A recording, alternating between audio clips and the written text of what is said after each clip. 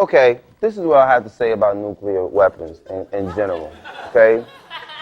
First of all, the nuclear club should be disbanded because America has proven that there's no country who's going to really be responsible with this shit, okay? In less than 100 years, you got Hiroshima, Nagasaki, and Chernobyl. Gorbachev, I agree when he says there should be nuclear disarmament. There should be no nuclear club. You can't get on Iran's back and say you can't have nuclear arms, but we can. Oppenheimer was right. We should have never built this shit to begin with.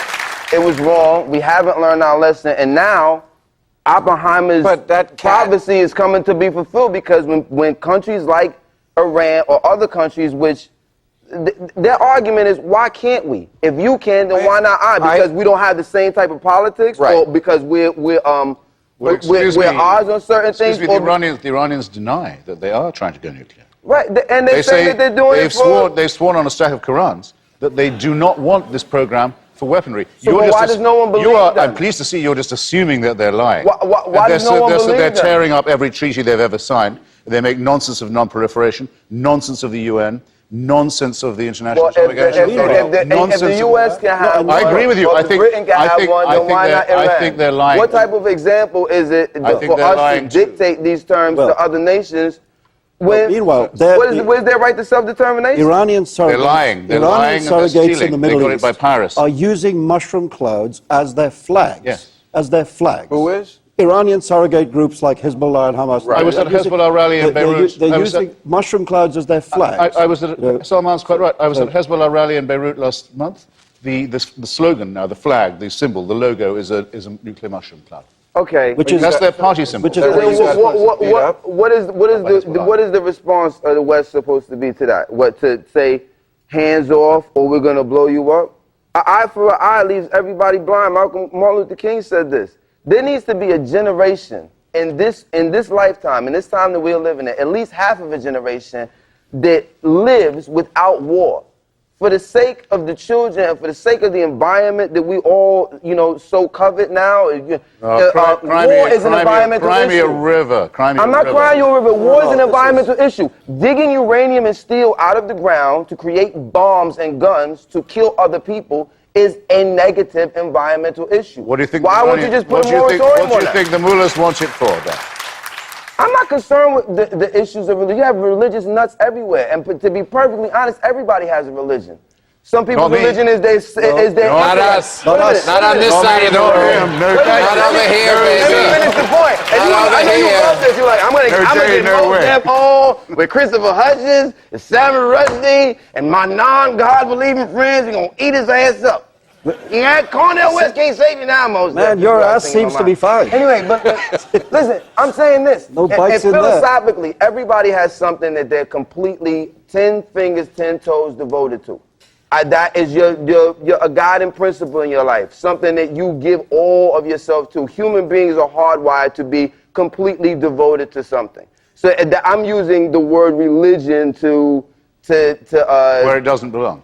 Well, no, not where it doesn't belong, but just to animate that idea. It doesn't have to be religion for you, but you have something in your life that is a guiding principle for you that you're completely devoted to. It's not faith. That's what it is. It's not. So your faith may be not having a faith. It's not a matter of faith. You may be an evangelical atheist, but that's fine. All right, all right. That's the issue. What I'm saying is that the war, period, is a threat. No, we agree. War, bad faith. Yes, no one's for war. No, war Theocracy is a threat by itself. Theocracy plus nuclear weaponry is a terrifying threat. Mr. Definitely, can I call you that? I heard you, before I came on, I heard you say you didn't care about Osama bin Laden. You'd rather talk about New Orleans.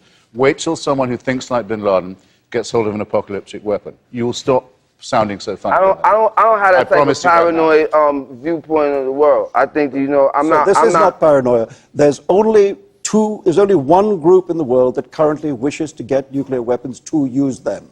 That's only. But there's one. There are groups. Let him finish his thought. Okay. Sorry. And that is radical Islamist politics, wherever you find it.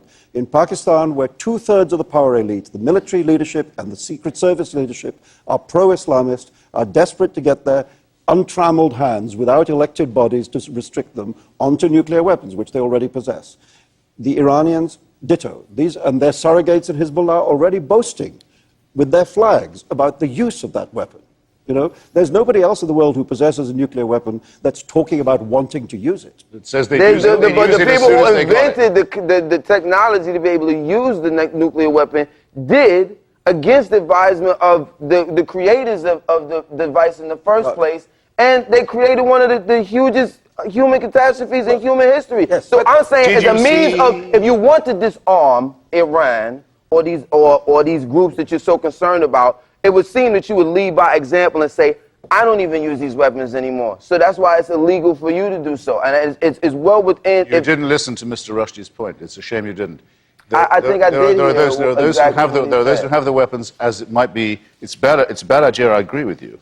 But have them as a status quo fact. It's a nuclear monopoly or duopoly. There are those who want to get hold of them so that they can immediately detonate them. If you don't see that difference, you don't see that difference. But I'll just have to leave it with the audience. But I have to say, you know, I've spent a lot of my life marching on ban the bomb marches. You know, so I don't need to be told that these are bad things. I know that. I spent a lot of my youth fighting that the bomb itself, that the deployment of cruise missiles, that all kinds of things should be limited. You know, obviously they should. But as I say, I repeat, right now there's only one group in the world that wants to actually explode nuclear weapons. And that is... But is that a hard fact that they express? I want to question that I've never had answered, and I've always wondered.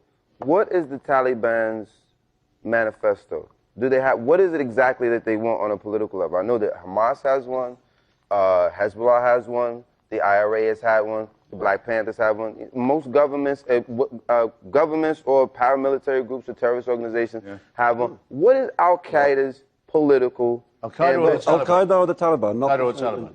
Either. Whoever has an ambition that a manifesto... Close though they are, the Taliban didn't even produce really a newspaper in Afghanistan.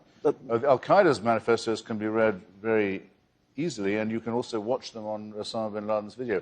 They call for the return of an Islamic empire, the lost caliphate, the era of Islamic imperialism, when everyone had to bow the knee to the dictates of Islam. Al-Qaeda bought the Taliban. I mean, they quite straightforwardly bought them. The Al-Qaeda leadership gave the Taliban leadership enormous amounts of money, as a result of which Al-Qaeda came into control of a nation state when Taliban and what is this nation state, Afghanistan? Afghanistan, when they were running it. Yeah, that's how it began. They have an airport, they have a civil service. So Hamid Karzai is just... Sort of like we gave the Sunnis a lot of money in Iraq. Sort of. But with extra money motivation, really talks. With extra motivation. But the thing is, it's not... No, I wouldn't say that. In Iraq, there are elections. Right, but we did buy off... In Iraq, there's autonomy for minorities. In Iraq, there's a free press. But in a constitution that guarantees women. I mean, elections don't mean that there's a working democracy. No, but the question that you see elections all over Africa. Saying that elections are the work of the devil often means an undemocratic society. No, but that's not what I'm saying. I'm just saying that elections being in place doesn't mean that a working... That's what they say. But, you know, there's a kind of profound, even if you go beyond religion, you've got, you know, there's Mencken, we talked about Mencken earlier. Mencken had this wonderful line about Puritanism when he said that Puritanism is the haunting fear that someone somewhere might be happy.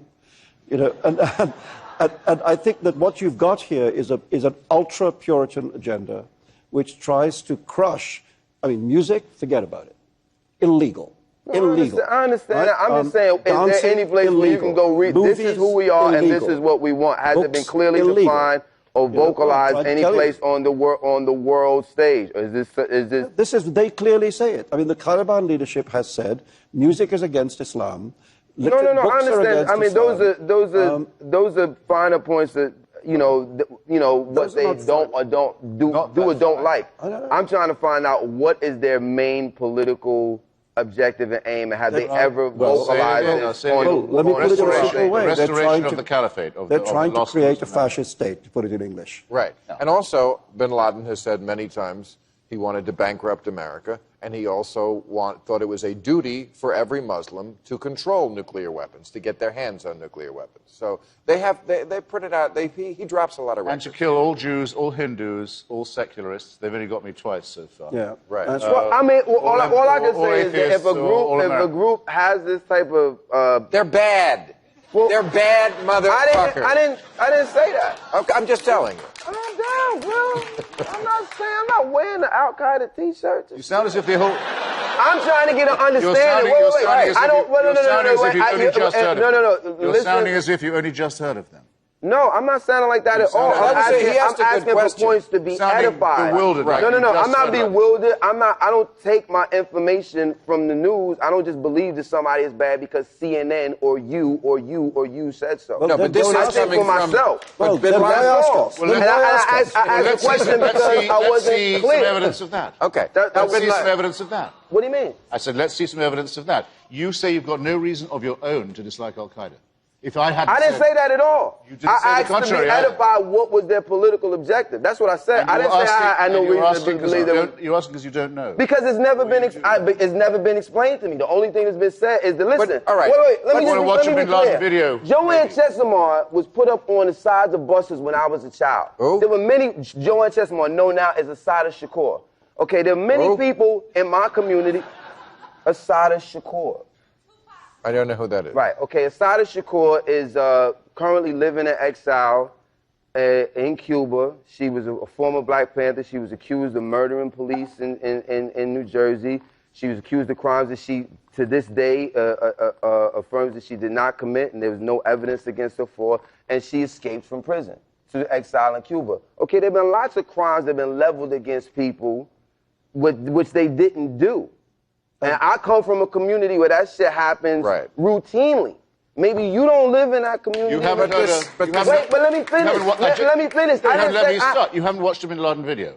You've never watched... You're telling me it's been quite a while since... I don't speak Arabic. I don't speak Arabic, and I don't trust the media. So I don't just trust everything that comes over the airwaves, as I say again. Exactly where you're coming from now.